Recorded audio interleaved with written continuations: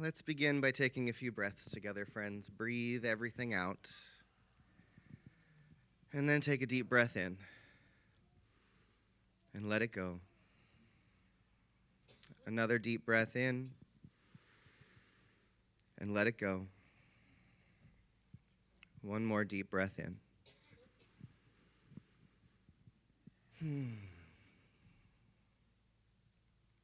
And so you may or may not know me. For those who don't, my name is Reverend Elisha Christopher. I'm the spiritual director here at the Center for Spiritual Living. I use they and them pronouns, and my ancestors came to this country from Ireland, Scotland, Austria, and Holland. And we do this practice here every week to remind all of us that America is a nation of immigrants. It always has been, and it always will be. And we will continue to introduce that portion of ourselves every week that we gather together. I also want to remind us, in face of all that's unfolded this week already, with a government that is rolling back DEI policies all over the place and corporations that are cowering to that order, I'm going to remind us of who we are. That we stand with all of the centers for spiritual living around the world, grounded in the knowing that the teachings of Ernest Holmes speak directly to liberty, equality, justice, inclusion, human rights, compassion, safety, self-determination, and spiritual living. And if you agree with these following statements, I invite you to say yes. So it is for that reason that we are unambiguous in our support of the lives of Black, Indigenous, and people of color. Yes. We are unambiguous in our support of gender equity and equality. Yes. We are unambiguous in our support of LGBTQI+ lives. And we are unambiguous in support of women and all people being the sole decision makers about their own lives, bodies, well-being, dignity, and choices. Yes. Take another breath. It's been a rough week.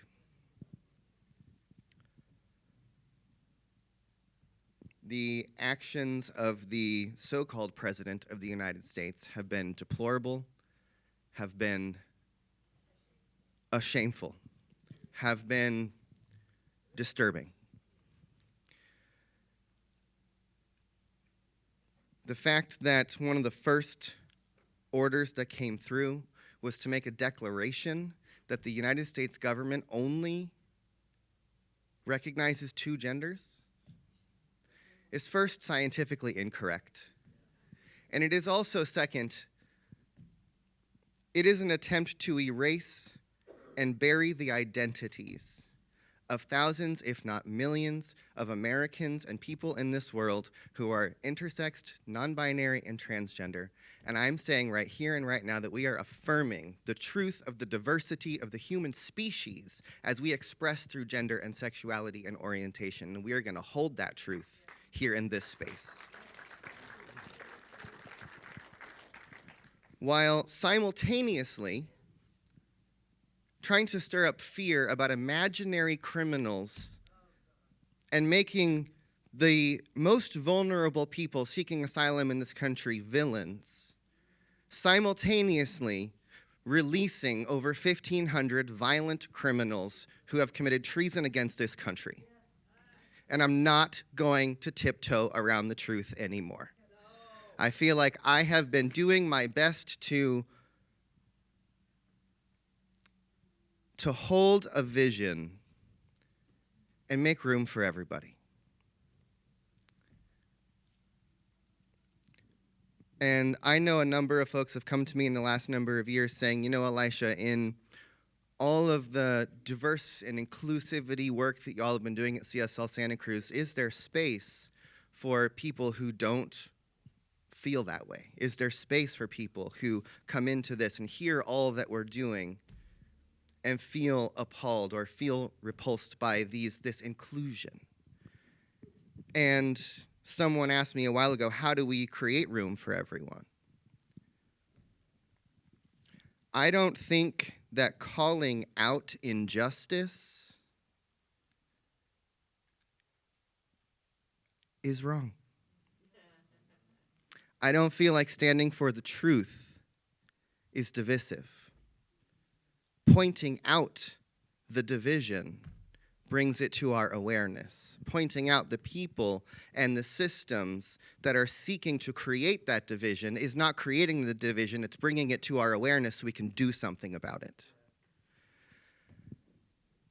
This week has been hard, and I know a lot of us are scared. There's a lot of fear, and I tell you what they want is for you to be afraid. And I want to invite all of us as part of our practice to figure out how to reach up to the next most powerful feeling from wherever you are. And if fear is what you are feeling, I want you to reach up as far as you can and find your rage and anger. If you are angry, I want you to reach up and find your power.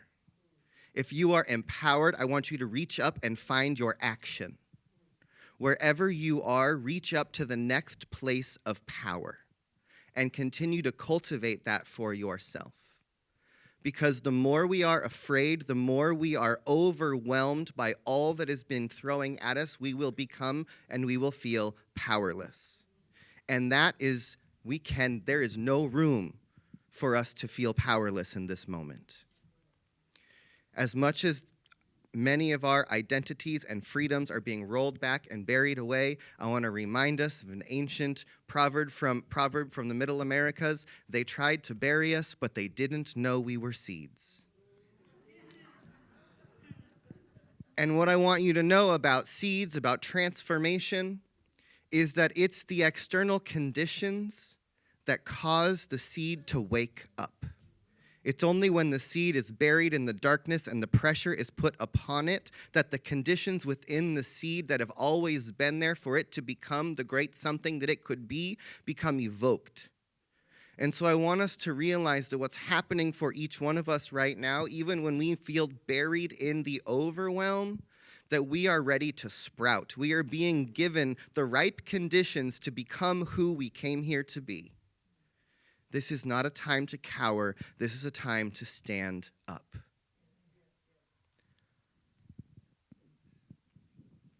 For anyone who's actually been paying attention to what's been going on, there's no surprise what's happened this week. And if you are surprised, you weren't paying attention. And I believe that there are a lot of people who believed they were being brought along for something else, who've gotten a big shock, who thought they were voting for one thing and realize now that something else is unfolding. I do not know what the days ahead look like for us. But one thing I heard this week, which I thought was really beautiful, and I want to thank Kathy for sending me this little Instagram reel, is what if we each knew that in the long run, we win this fight? That the arc of the universe bends towards justice, but it's a long arc, y'all. But what if you knew that in the end, love wins? In the end, truth wins. In the end, justice wins. If you knew that that was the result, and then you look back and realize that you had something to do with that, what's your path towards that? How would you act if you knew that you were part of a movement that would overcome the hate? How would you show up? On Monday, I went to the after rally after the MLK March downtown. And I heard some powerful words that I want to share with you, and I'm going to paraphrase, and I forget the man's name who was speaking. But I want all of us to realize that there is something calling us, and this was our talk last week. There is something calling us. I want you to think about whatever it is that you identify as in your work or in your being, whether you're a teacher or a healer or a mother or an activist or a spiritual person, whatever it is. And then I want you to imagine, to think about this moment in time as being all of those great people that you look up to in history, as if this was the moment that they're calling you out and saying it's your turn. So to all the activists and freedom fighters, it's like, imagine that Harriet Tubman called you on the phone this week and said, we're getting out there, right? If you're a healer or a doctor or, imagine that all the shamans and doctors throughout history are acting through you to give you their power, right? Imagine that there's something greater at work here. And it is calling on all of us, to step in a new way. And there is a contribution that every single person has to give. There is a contribution that every single person has to make. And that we have got to embrace the spiritual practice of resistance. And that's going to mean some major actions on some of our parts. Because a lot of us, in this room especially, have lived with a lot of privileges most of our lives. And it's about, some of those are being rolled back, have already been rolled back this week. But this is our opportunity to stand up for the most vulnerable. Because there are people in our communities right now, in Santa Cruz, who are afraid of that knock on the door at their workplace, at their school, at their church, that someone's coming for them who's going to take them away from their family and this country. The only way that we can stop that is potentially to actually physically stand in the way. And I want you to know that there are going to be a number of bystander trainings that are going to be going on in Santa Cruz in the next number of weeks and months of how you can learn about your role as a citizen to uphold the law, to stand in the way, the things that you can say to stop the process, to get in the way of the process, right? That is an act of love. That is an act of revolutionary kindness, right? In Science of Mind, we talk about God qualities, that there are these divine qualities that exist as part of the nature of the universe. And you know that truth, justice, and freedom are on that list. And so that means that we have to become the revealers of those qualities, the protectors of those qualities, realizing that justice, that diversity, that inclusion, these are sacred truths about who we are and who we want to be. So what does it look like to protect the sacred, to stand up for what is true and good and beautiful? A minister friend of mine posted on one of my social media threads this week, I did not grow up in a country where every day in school I put my hand over my heart to declare that we are here for liberty and justice for all, to accept anything less than that. I was raised to believe that that is the truth of who we are. I think about, was it Superman, truth, justice, and the American way, right? That if that's the true America that we want to believe in, the true promise that we want to see fulfilled, then we have to become the activity of that promise. We have to become the activity of that truth. And it's not going to be easy. But we have to cultivate a power and a presence within ourselves that is ready and willing and available to fight the good fight, whatever that looks like for each one of us. And in this space, when we come together, we're going to cultivate a dream. We're going to cultivate a vision. We're going to cultivate joy. We're going to cultivate laughter. We're going to cultivate possibility. Because to be joyful, to laugh, as Lori sang to us, to be joyous in times of oppression is an act of resistance. To dance and sing and celebrate in the face of all that is happening is a revolutionary act. And so we're going to do that. We're going to sing, we're going to pray, we're going to dance. We are going to lift our hearts and minds every day, every week as we move through this time.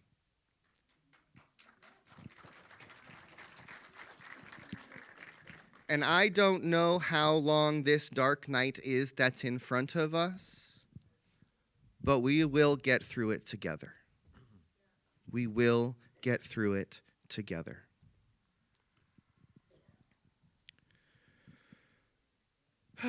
Take a deep breath.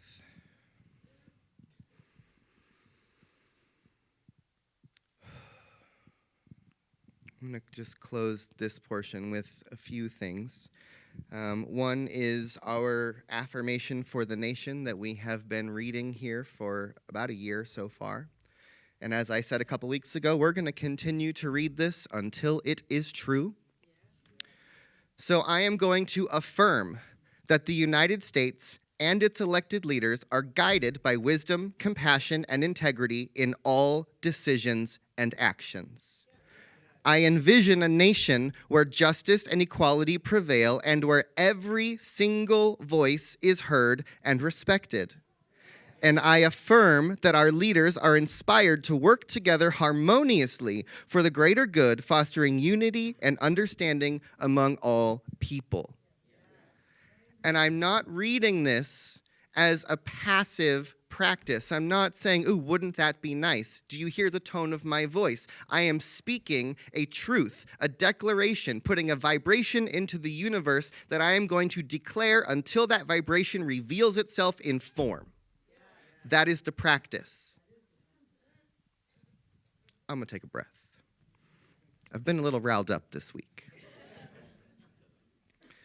I want to close with one more reading and then we'll go into prayer.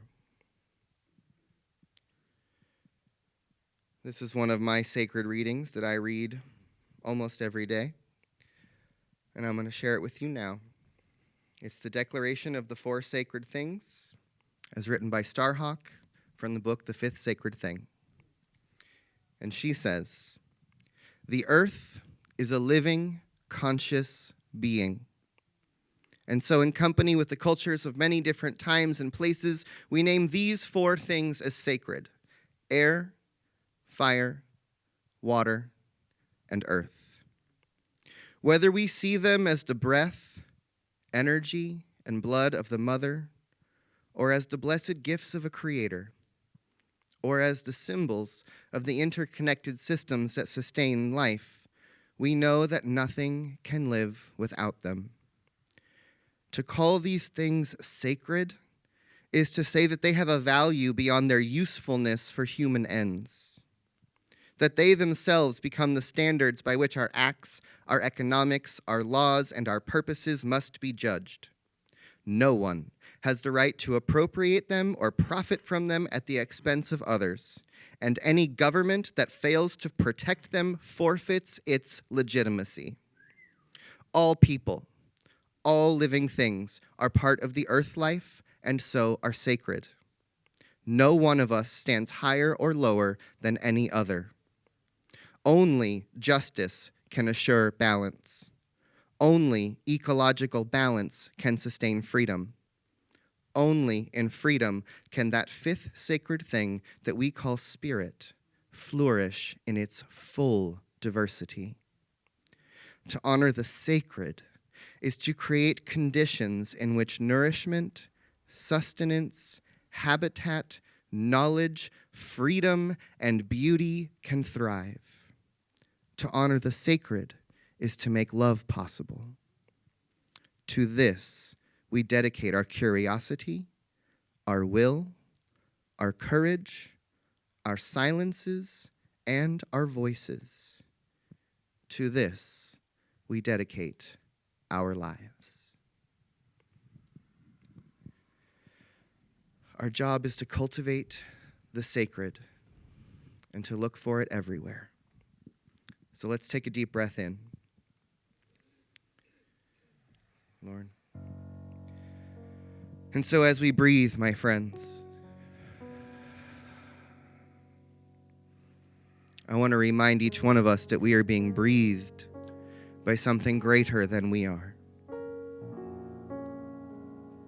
That what I know is that there is only one power, one presence, one life, one infinite being that is living and breathing throughout the entirety of the universe. It is this one that I call God. But some of us may think of it as the energy of existence, consciousness, the life of the earth, I want us to remember that the sacred is everywhere. That each one of us is being lived and being breathed by that one life. And that one shows up in this world as the multiplicity and the beauty of our human diversity, of our biological diversity, of the ecological diversity of this planet. That one shows up as the unique expression that shows up as each and every individual, with our passion, with our purpose, with our love. And so let us hold this truth today, that there is a power that lives within each one of us that is greater than any circumstance, that is greater than all conditions, that is greater than anything that comes our way, that there is nothing outside of us that is greater than the power within us. And it's when we access that power that we have the possibility to change the world. So let us open to remember the truth of who we are. That each one of us can be the light workers, that each one of us can be the healers, that each one of us can be the marchers, the activists, the change makers that the world needs. Let us cultivate joy, let us cultivate laughter, let us cultivate a powerful liberation, a vicious love, a rabid peace, if you will. Let us awaken and let that which is within us out, to rise in power, to rise in possibility, to rise and allow freedom, the true freedom that this nation is founded upon, ring throughout the nation in every place. Freedom, liberty, justice, truth, these are our values. And no one can take that away. And so let us take this opportunity to be grateful. To be grateful for all that we have. For the freedom that we have in this moment to gather in this way. To speak these words, to hear these words, to gather together, to hold each other. I'm grateful for this beloved community of CSL Santa Cruz. For who we've been, for who we are, for who we are becoming.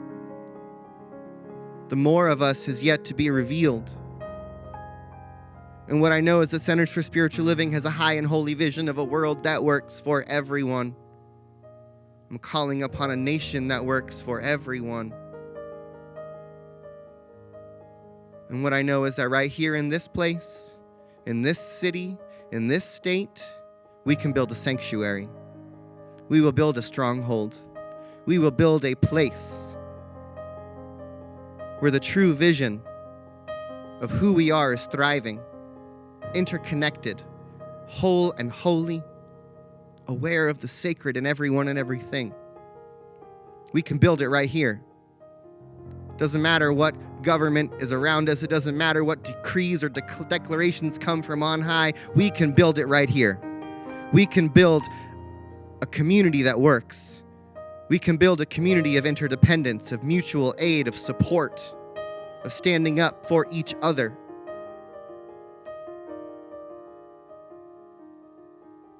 And we can anchor that in prayer and in love. And so I just surrender yet again to that which is breathing me. Reminding all of us that we are being breathed, we are being lived by something greater than we are.